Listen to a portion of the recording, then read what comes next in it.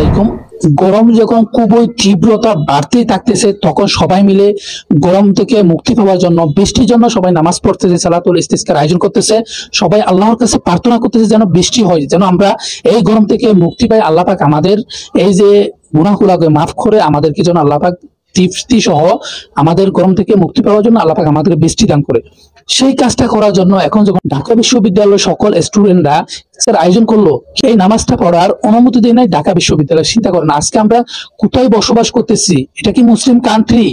আপনার বিবেককে আপনি প্রশ্ন করে দেখেন। আজকে এত বেশি গরম, এত বেশি গরম, গরমের তীব্রতার জন্য কোথাও থাকা যাচ্ছে না, আমরা সবাই পাগল হয়ে যাচ্ছি। কয়েকজন মানুষ স্ট্রোক করে মারা গেছে, প্রায় 10-এর উপরে। আমরা সেই জায়গায় এটা আল্লাহর কাছে প্রার্থনা করার জন্য, আমরা আল্লাহর কাছে আমাদের গুনাহগুলো মাফ চাওয়ার জন্য, বৃষ্টি চাওয়ার জন্য আমরা নামাজ পড়তে পারবো না। চিন্তা করছেন, নামাজ পড়ার জন্য বারণ করতেছে বর্তমান বিশ্ববিদ্যালয়ের সেই কর্তৃপক্ষ। তাহলে চিন্তা করেন আজকে আমরা কোথায় আছি।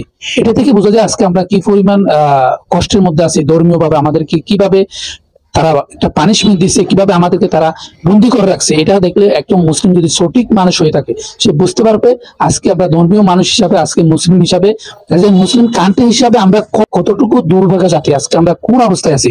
চিন্তা করুন আজকে আমরা কোন জাতি আছি। আপনি যদি একজন মুসলিম হয়ে থাকেন আপনাকে অবশ্যই অবশ্যই এটার প্রতিবাদ করা উচিত। কারণ এই গজব থেকে আমাদেরকে মুক্তি পেতে হবে। মুক্তি পেতে হবে আমরা যে মুসলিম, আমরা যে বীরে জাতি, সেটা আমাদের কাজে কর্মে পরিচয় দিতে হবে। যে যাই বলুক না কেন, অনেকে অনেক কিছু বলবে, কিন্তু এগুলো এড়িয়ে আমাদের সেই মুসলমানদের পরিচয় আমাদেরকে দিতে হবে। আল্লাহ পাক যেন আমাদের সবাইকে ক্ষমা করে। আমিন। আসসালামু আলাইকুম।